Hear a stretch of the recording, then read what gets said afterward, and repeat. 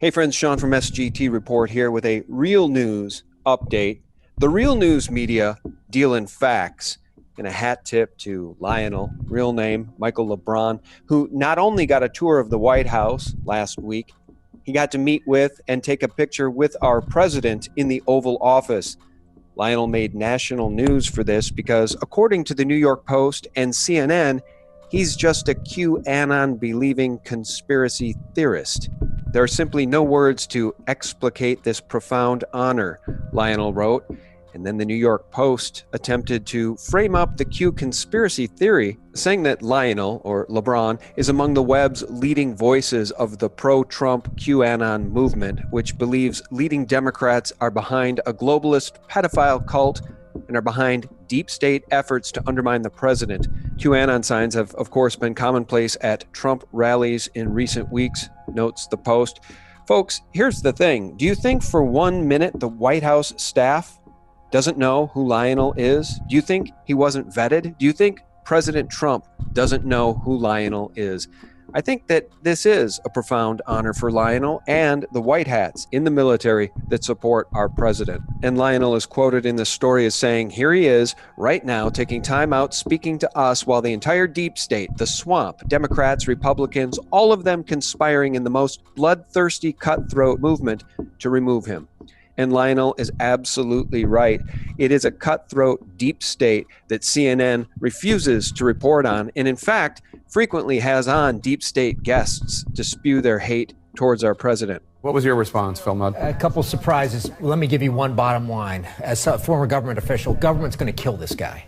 He defends Vladimir Putin. Their State Department and CIA officers are coming home. And at Langley and in Foggy Bottom, CIA and state, they're saying, this is how you defend us? So this really is a matter of the deep state versus truth, the real news media versus fake news mockingbirds, and a hat tip to Tom Fitton at Judicial Watch, who has single-handedly done the job that the FBI has refused to do.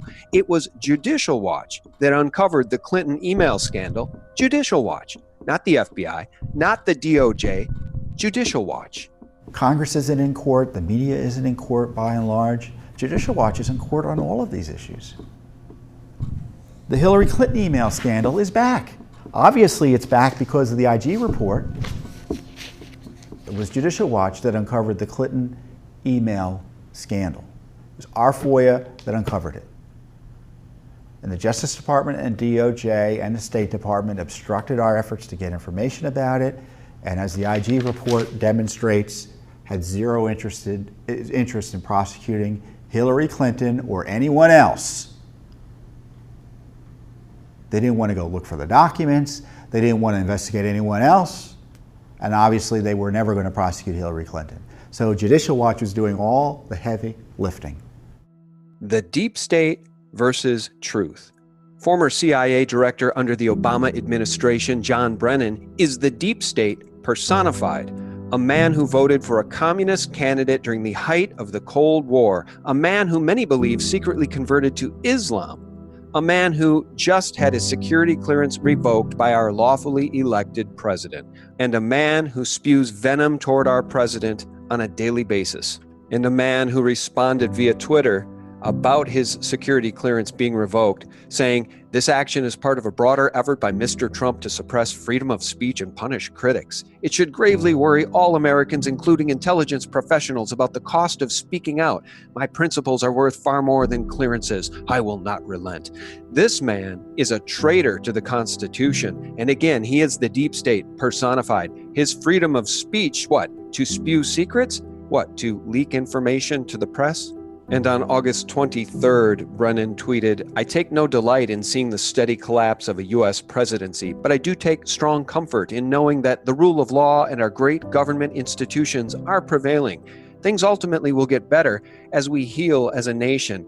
Keep in mind, this is a man who would have stood with Hillary Clinton.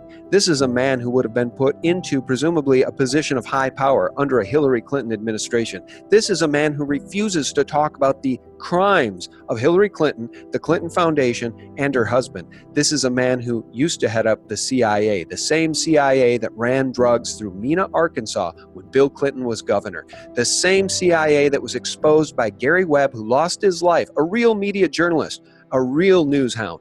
who lost his life for sharing the truth about CIA drug running. The Clinton body count is legion. The Clinton crimes are legion. The Clinton Foundation treachery, the Clinton Foundation bribes are legion, just as are the emails that Judicial Watch uncovered and CNN refuses to talk about. And as it pertains to John Brennan, who is now saying that there is political division in America because Trump is in the presidency, and he says, quote, it could spill over into the streets. Dan Bongino nailed it when on Fox News saying this about CIA Brennan. John Brennan's panicking, Steve.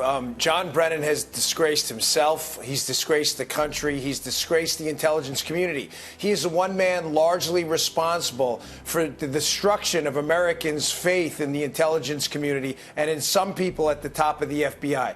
Steve, Brennan started this entire debacle with Trump. We now know that Brennan had pretty detailed knowledge of the dossier. I'll walk you through this real slow. Okay. He knows about the dossier. He denies knowledge of the dossier. He briefs the Gang of Eight up in the Hill about the dossier, which they then use to demand the FBI start an investigation into Trump. It is that simple. This guy is the genesis of this whole debacle. Well, who told him to do it? Who told him to scheme. start it?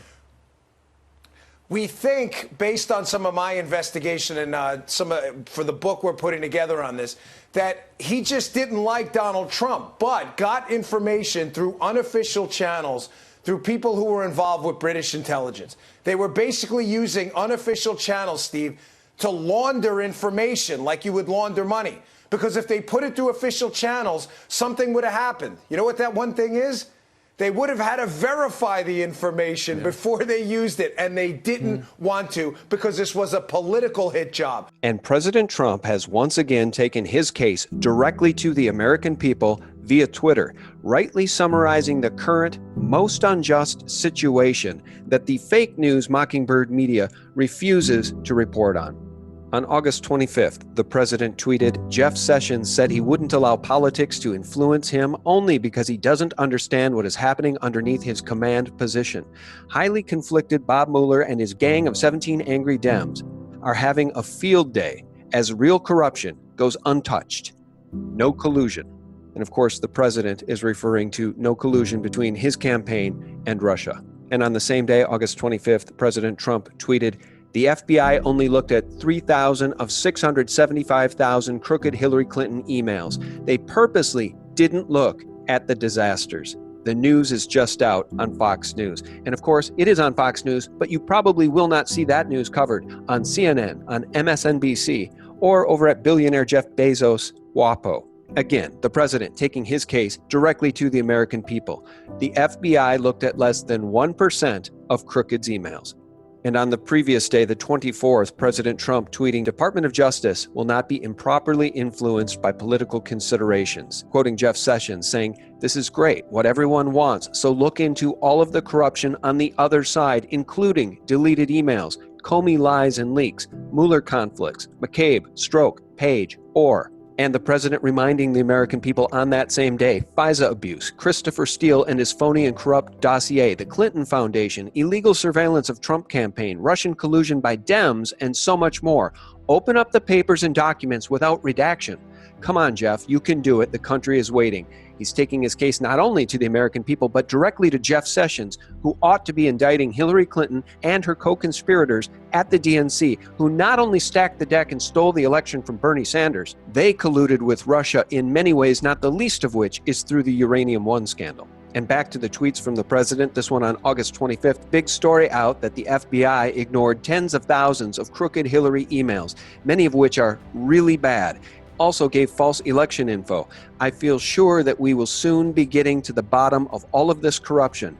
At some point, I may have to get involved. And the president rightly also going after social media giants that are censoring speech of all types, but most strategically, conservative and libertarian speech. The president tweeted on the 24th, social media giants are silencing millions of people. Can't do this, even if it means we must continue to hear fake news like CNN, whose ratings have suffered gravely. People have to figure out what is real and what is not without censorship.